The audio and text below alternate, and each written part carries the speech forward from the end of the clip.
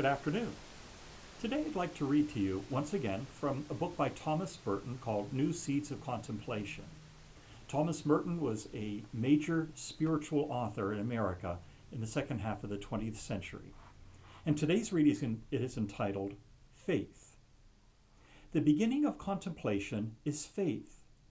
If there is something essentially sick about your conception of faith, you will never be a contemplative. First of all, faith is not an emotion, not a feeling. It is not a blind subconscious urge towards something vaguely supernatural.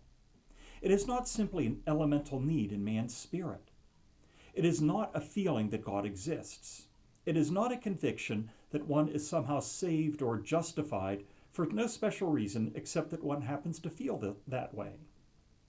It is not something entirely interior and subjective with no reference to any external motive. It is not just soul force. It is not something that bubbles up out of the recesses of your soul and fills you with an indefinable sense that everything is all right. It is not something so purely yours that its content is incommunicable. It is not some personal myth of your own that you cannot share with anyone else, and the objective validity of which does not matter either to you or God or anybody else. But it is also not an opinion. It is not a conviction based on rational analysis. It is not the fruit of scientific evidence. You can only believe what you do not know. As soon as you know it, you no longer believe it, at least not in the same way as you know it. Faith is first of all an intellectual assent. It perfects the mind. It does not destroy it. It puts the intellect in possession of truth which reason cannot grasp by itself. It gives us certitude concerning God as he is in himself. Faith is the way to a vital contact with a God who is alive, and not to the view of an abstract first principle worked out by syllogisms from the evidence of created things. But the assent of faith is not based on the intrinsic evidence of a visible object. The act of belief unites two members of a proposition which have no connection in our natural experience.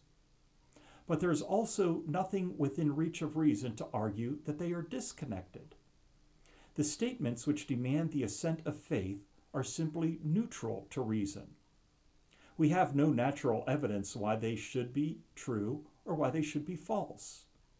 We assent to them because of something other than intrinsic evidence. We accept their truth as revealed, and the motive of our assent is the authority of God who reveals them. Faith is not expected to give complete satisfaction to the intellect. It leaves the intellect suspended in obscurity, without a light proper to its own mode of knowing. Yet it does not frustrate the intellect or deny it or destroy it. It pacifies it with a conviction which it knows it can accept quite rationally under the guidance of love. For the act of faith is an act in which the intellect is content to know God by loving him and accepting his statements about himself on his own terms. And this assent is quite rational because it is based on the realization that our reason can tell us nothing about God as he actually is in himself, and on the fact that God himself is infinite actuality and therefore infinite truth, wisdom, power, and providence, and can reveal himself with absolute certitude in any manner he pleases, and can certify his own revelation of himself by external signs. Faith is primarily an intellectual assent. But if it were only that and nothing more, if it were only the argument of what does not appear, it would not be complete. It has to be something more than the assent of a mind. It also has a grasp, a contact, a communion of wills, the substance of things to be hoped for. By faith, one not only assents to propositions revealed by God, one not only attains to truth in a way that intelligence and reason alone cannot do, but one assents to God himself. One receives God. One says yes, not merely to a statement about God, but to the invisible, infinite God himself. One fully accepts the statement not only for its own content, but for the sake of him who made it. Too often, our notion of faith is falsified by our emphasis on the statements about God which faith believes, and by our forgetfulness of the fact that faith is a communion with God's own light and truth. Actually, the statements, the propositions which faith accepts on divine authority are simply media through which one passes in order to reach the divine truth. Faith terminates not in a statement, not in a formula of words, but in God. If, instead of resting in God by faith, we rest simply in the proposition or the formula, it is small wonder that faith does not lead to contemplation. On the contrary, it leads to anxious, hair-splitting arguments, to controversy, to perplexity, and ultimately to hatred and division. It is, of course, quite true that theology can and must study the intellectual content of revelation, and especially the verbal formulation of divinely revealed truth. But once again, this is not the final object of faith. Faith goes beyond words and formulas and brings us to the light of God himself.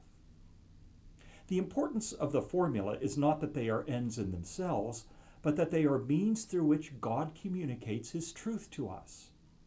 They must be kept clear. They must be clean windows so that they may not obscure and hinder the light that comes to us. They must not falsify God's truth. Therefore, we must make every effort to believe the right formulas. But we must not be so obsessed with verbal correctness that we never go beyond the words to the ineffable reality which they attempt to convey. Faith, then, is not just the grim determination to cling to a certain form of words, no matter what they happen to be, though we must certainly be prepared to defend our creed with our life. But above all, faith is the opening of an inward eye, the eye of the heart, to be filled with the presence of divine light. Ultimately, faith is the only key to the universe, the final meaning of human existence, and the answers to questions on which our happiness depends cannot be reached in any other way. Would you pray with me, please? Lord, grant us faith, not just a fuzzy feeling, and not the surrender of thought, but rather the acceptance of your reality. And as we accept your reality in our lives, may that acceptance lead us to you yourself, and not simply to statements about you, so that we can explore our relationship with you deeper and deeper and more fully. Amen. Thanks for joining me. We'll talk again later.